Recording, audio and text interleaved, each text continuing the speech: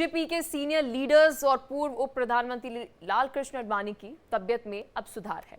उन्हें कल तबियत बिगड़ने पर दिल्ली के एम्स में भर्ती कराया गया था। आज उन्हें एम्स से डिस्चार्ज कर दिया गया है। देखिए रिपोर्ट।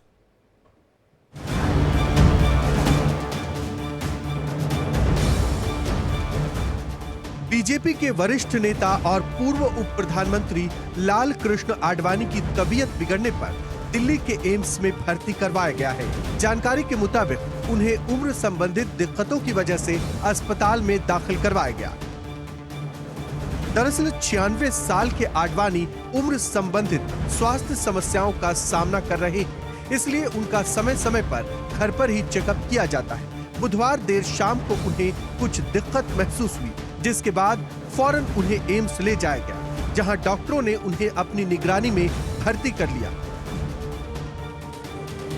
आडवाणी को इसी साल देश के सर्वोच्च नागरिक सम्मान भारत रत्न से सम्मानित किया गया है। सेहत के चलते ही आडवाणी राष्ट्रपति भवन में आयोजित कार्यक्रम में शामिल नहीं हो सके थे, इसलिए राष्ट्रपति द्रौपदी मुर्मू ने उन्हें 30 मार्च को उनके आवास पर जाकर भारत रत्न से सम्मानित किया था।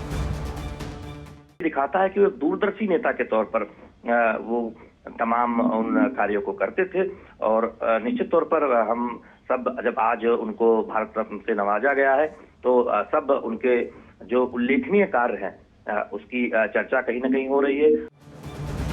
औपचारिक समारोह में प्रधानमंत्री नरेंद्र मोदी, उपराष्ट्रपति जगदीप धनखड़, रक्षा मंत्री राजनाथ सिंह, गृह मंत्री अमित शाह और लाल कृष्ण आडवाणी के परिवार के सदस्य शामिल हुए थे। इससे पहले आडवाणी को साल 2015 में उन्हें देश के दूसरे सबसे बड़े नागरिक सम्मान पद्म विभूषण से नवाजा गया था। लाल कृष्ण आडवाणी 2002 से 2004 तक भारत के 7वें उप प्रधानमंत्री रहे। वे बीजेपी के सह संस्थापकों में से एक और राष्ट्रीय स्वयंसेवक के सदस्य हैं। लाल कृष्ण आडवाणी 1998 से 2004 तक सबसे लंबे समय तक गृह मंत्री रहे हैं। साथ ही वे लोकसभा में सबसे लंबे समय तक सेवा देने वाले विपक्ष के नेता भी हैं।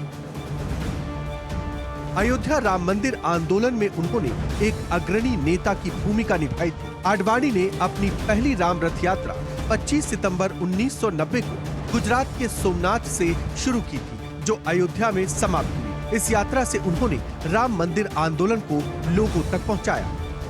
अपने राजनीतिक करियर के दौरान लाल कृष्ण आडवाणी को कई महत्वपूर्ण पद संभालने का मौका भी मिला।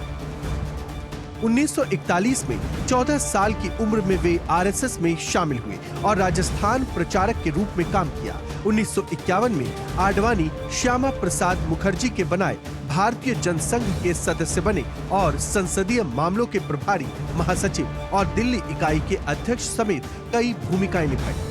1980 में वे अटल बिहारी वाजपेयी के साथ बीजेपी के संस्थापक सदस्यों में से एक थे और 3 बार पार्टी के राष्ट्रीय अध्यक्ष के रूप में काम किया। वे 1989 में पहली बार लोकसभा के लिए चुने गए थे। आडवाणी का जन्म 8 नवंबर 1927 को कराची में हुआ था और भारत के विभाजन के दौरान वे भारत चले आए और मुंबई में बस गए, जहां उन्होंने अपनी कॉलेज की शिक्षा पूरी की। वे एक सिंधी हिंदू परिवार से ताल्लुक रखते हैं। फरवरी 1965 में आडवाणी ने कमला आडवाणी से शादी की और उनका एक बेटा जयंत और एक बेटी प्रतिभा आडवाणी है। Bureau report, India daily.